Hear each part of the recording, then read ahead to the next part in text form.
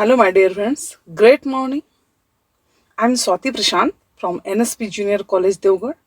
I'm a teacher in economics. I'm going to provide my lecture through YouTube platform SP Learning, that is Spectacular Learning. Click to the like button and share the videos with your best friends. It will definitely encouraging me. Okay, the videos will be available in both of language, English and Marathi. My videos in English mediums are prepared specially for Marathi medium students who have obtained English mediums. If you came across any difficulty, please watch the same video available in Marathi. And for the students who have opted Marathi medium, I requested them to watch also the English videos. So let us continue with the study. Friends, during the previous introductory lecture, we have seen some basic of economics as science. Let us glance the previous lectures and move forward. Economics is a social science. To understand it properly, we made inquiry of science. What is science? अर्थशास्त्र हे एक शास्त्र आहे. Okay, मान्य आहे. पण शास्त्र म्हणजे काय? What is science? Science is the systematic body of knowledge. Okay, it is an intellectual and practical activities through the systematic study. निरीक्षणाद्वारे आणि प्रयोगाद्वारे भौतिक आणि नैसर्गिक जगाची रचना आणि वर्तन यांचा पद्धतशीर अभ्यास करणारी ज्ञानशाखा म्हणजे शास्त्र. The we discussed two major types of sciences. आठवत आहे? Natural science and social science. Natural science is a branch of science concerned with the description, prediction, and understand of natural phenomena. It study subject in the most systematic manners. Further, we have seen that natural science are divided again into biology science, biological science, and physical science. Then we turn to social science. The social science are abstract science, our behavioral science. Social science is the branch of science devoted to the study of society and relationship among individual within those society. The sciences studies the various aspects and activities of human behavior. The sciences study the various aspects and activities of human behavior. Social sciences study the structure or system. सामाजिक रचनेचा याच्यामध्ये अभ्यास केला जातो. मग याच्यामध्ये economic structure असेल, political structure असेल, एज्युकेशनल स्ट्रक्चर असेल, लेजर स्ट्रक्चर असेल, फिमेल स्ट्रक्चर असेल, okay, what ever.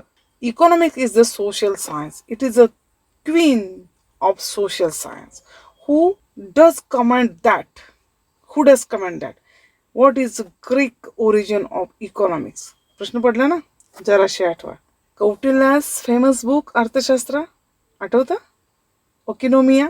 Let us begin with the concept of modern economics. Okay, Adam Smith. आपण आज व्याख्या बघायच्या, डेफिनेशन्स बघायच्या अर्थशास्त्राच्या. आपण शास्त्राच्या बघितल्या. शास्त्र म्हणजे काय, शास्त्र म्हणजे काय बघितलं. आता आपण अर्थशास्त्र म्हणजे काय बघायचं आहे आणि ते शास्त्रज्ञांनी मांडलेल्या डेफिनेशन्स बघायचे. ॲडम स्मिथ फर्स्ट आहेत. Adam Smith wealth orientated definition त्यांची आहे. Wealth orientated definition of economics. Adam Smith was the Scottish classic economics.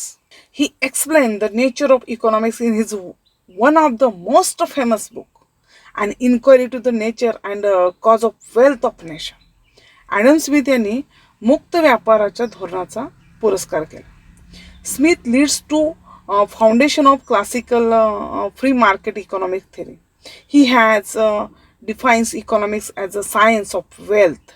Science of wealth. Economics is an inquiry into the nature and cause of the wealth of nation. Adam Smith यांनी अर्थशास्त्र हे science of wealth, अर्थशास्त्र हे संपत्तीचे शास्त्र आहे, अशी सुंदर आणि अगदी साध्या सोप्या शब्दात व्याख्या केलेली आहे.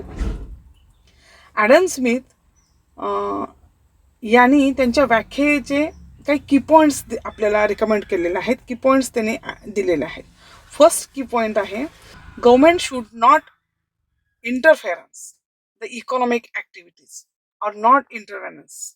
Government should not interference the economic activity.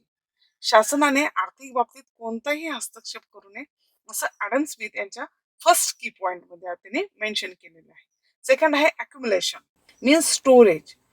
Storage of capital and wealth, भांडवल आणि संपत्तीचा साठा ह्याचा त्यांनी मेन आग्रह धरलेला आहे.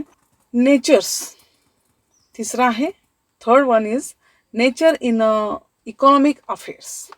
आर्थिक घडामोडीमध्ये नैसर्गिक नियम असतात. समाजाचे आर्थिक वर्तन नैसर्गिकरित्या होते असं त्यांचं म्हणणं आहे. समाजाचे आर्थिक वर्तन नैसर्गिकरित्या होते, त्यात शासनाने कोणताही हस्तक्षेप करू नये, शासनाचा कुठलाही इंटरफेरन्स असू नये असं त्यांनी स्पष्ट मांडलेलं आहे. त्यांचे की पॉईंटमध्ये त्याचा उल्लेख केलेला आहे. डिव्हिजन ऑफ लेबर फोर्थ आहे. Division of labour as aspects of growth theory. Growth theory means वृद्धी. ग्रोथ मीन्स वृद्धी. ओके. आर्थिक वृद्धी म्हणजे श्रम विभाजन महत्वाचे. आर्थिक वृद्धीमध्ये श्रम विभाजन महत्वाचे आहे असं त्यांनी रिकमेंड केलेलं आहे. Then the second important definitions comes from professor Alfred marshal.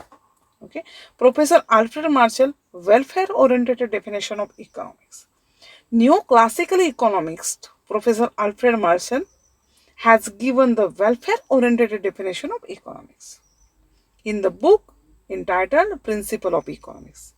पुढचं बुक आहे हे आपल्याला लक्षात ठेवायचं आहे. Principle of economics which was published in 1890. अर्थशास्त्राची मूलतत्वे या पुस्तकात अल्फ्रेड मार्शल म्हणतात, economics is a study of mankind in the ordinary business of life.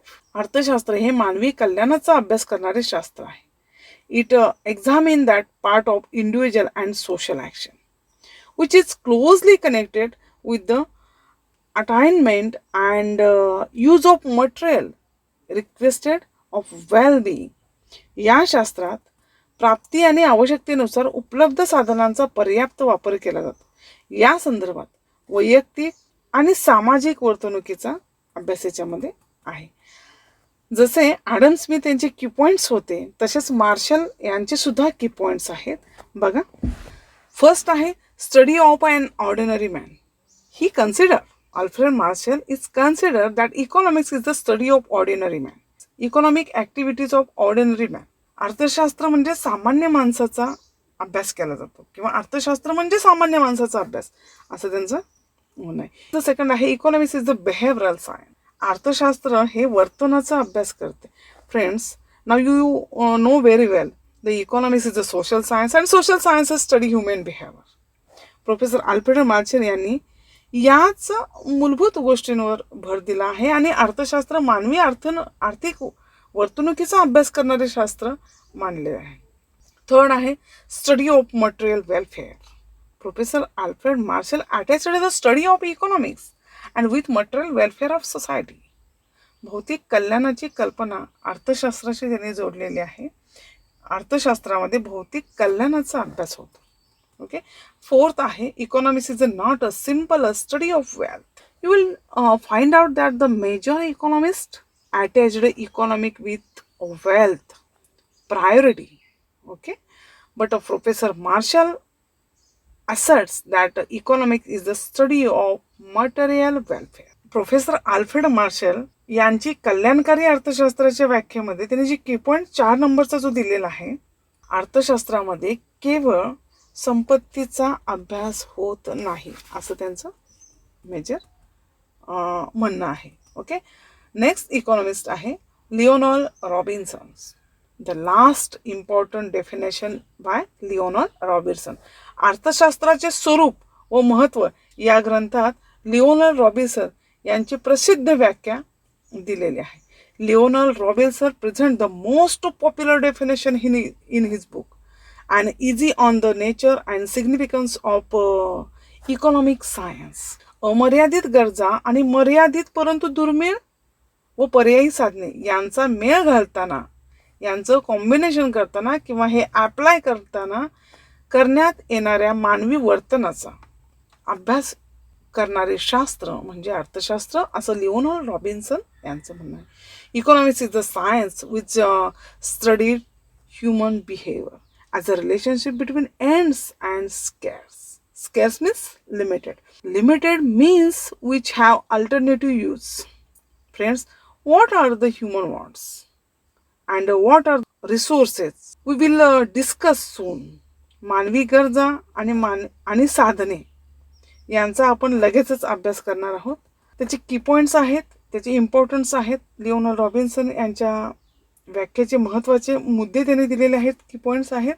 Wants means needs ends are unlimited.